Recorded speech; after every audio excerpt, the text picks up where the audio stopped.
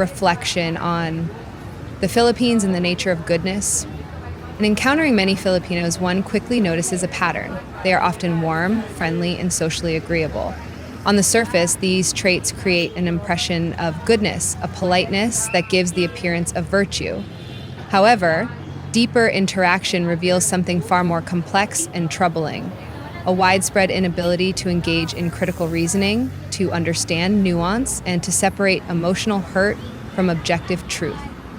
It is not malice that drives this. It is largely a result of systemic failings. Generations of poor education, economic hardship, cultural pride, and historical foreign influence have shaped a society where saving face is prized above seeking truth, and where loyalty to appearances often outweighs loyalty to righteousness. The statistical reality is that the Philippines' average IQ, reported around 83, reflects a population struggling with cognitive development compared to global standards. But it would be a grave mistake to interpret this as an issue of racial inferiority.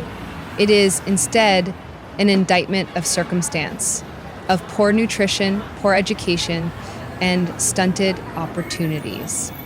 Nevertheless, the result is evident. When people lack the tools to process higher ideas like satire, parody, or righteous rebuke, they perceive any challenge to their self-impersonation as a personal attack.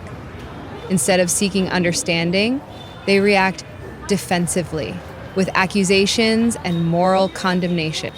This transforms what was once good-naturedness into something darker. When individuals, through stubbornness and pride, refuse to engage with truth, even when it is presented with grace, they reveal that their goodness is only superficial. True goodness, after all, is defined not by how pleasant one appears, but by how one responds to truth. As 1 Corinthians 13:6 declares, "Love rejoiceth not in iniquity, but rejoiceth in the truth." Without the capacity or the willingness to love truth, even at personal cost, a person cannot be called truly good, no matter how sociable or nice they may seem. Thus, frustration with such encounters is not the fruit of impatience or superiority. It is the natural response of a soul that loves clarity, reason, and righteousness, faced with a culture that, often unknowingly, rejects these in favor of emotional comfort and empty pride. One cannot force understanding into hearts that are closed, nor can one reason someone out of a position they were never reasoned into. The true battle is not against the people themselves, as Ephesians 6:12 reminds us, but against the deeper spiritual darkness that blinds them to what is good, right, and true.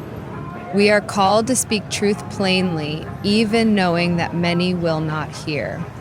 In the end, truth itself becomes a sword, separating not the clever from the slow, but the humble from the proud.